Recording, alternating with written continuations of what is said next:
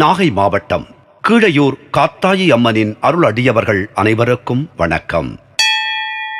இன்றும் என்றும் உங்களுக்கு மகிழ்வான செய்திகள் தொடர நெஞ்சம் நிறைந்த வாழ்த்துகள். அவர் ஒரு கணக்கர். பல ஆண்டு காலம் பல கோவில்களுக்கு சென்று வழிபாடு செய்து வந்தார். ஒவ்வொரு நாளும் புதிதாக ஒரு கோவிலுக்கு சென்று வழிபாடு செய்வார். திங்கட்கிழமை என்றால் சிவன், பார்வதி, சந்திரன் இவற்றை வழிபாடு செய்வார். செவ்வாய்க்கிழமை என்றால் காளி, துர்க்கை, அம்பிகை, செவ்வாய் ஆகியவற்றை வழிபாடு செய்வார். புதன்கிழமை என்றால் விஷ்ணு, மகாலட்சுமி, புதன் கிரகம் ஆகியவற்றை வழிபடுவார். வியாழக்கிழமை என்றால் சிவன், பார்வதி, குரு, தக்ஷணாமூர்த்தி ஆகியவற்றை வழிபடுவார். வெள்ளிக்கிழமை அம்மன், லக்ஷ்மி, காளி, துர்க்கை, சுக்கிரன் ஆகியவற்றை வழிபடுவார். சனிக்கிழமையன்று சிவபெருமான், பார்வதி, வெங்கடாஜலபதி, சனீஸ்வரர் ஆகியவற்றை வழிபடுவார். ஞாயிற்றுக்கிழமை சூரியன், சிவன், அம்பிகை ஆகியவற்றை வழிபடுவார். இப்படி வழிபாடே வாழ்க்கையாக அவருடைய வாழ்க்கை கடந்தது. பணி நிறைவு பெற்றார். 2 பெண் குழந்தைகள். வாழ்க்கை சரிவர அவர்களுக்கு அமையவில்லை.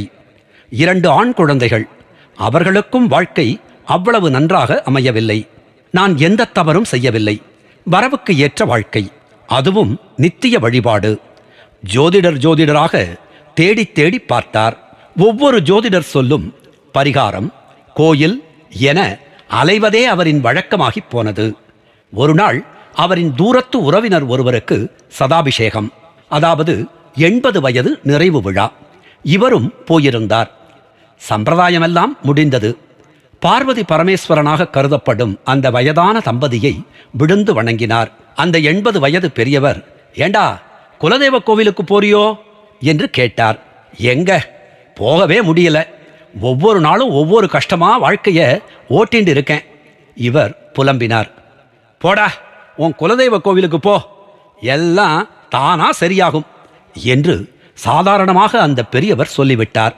அவருக்கு 80, இவருக்கு 65, 15 வயது வித்தியாசம். ஆனாலும் ஏண்டாதான். மரியாதையை எதிர்பார்க்க கூடாது, எதிர்பார்க்கவும் முடியாது. ஆனால் குலதெய்வ கோவிலுக்கு போ, எல்லாம் தானா சரியாகும் வேத வாக்காக எடுத்துக்கொண்டு குலதெய்வ கோவிலை நோக்கி பயணத்தை தொடங்கினார்.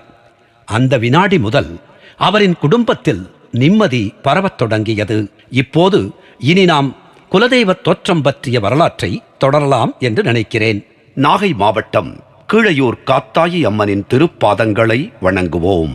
அவள் அணைப்பில் இருக்கும் குழந்தையாய் நாமும் இருப்போம்.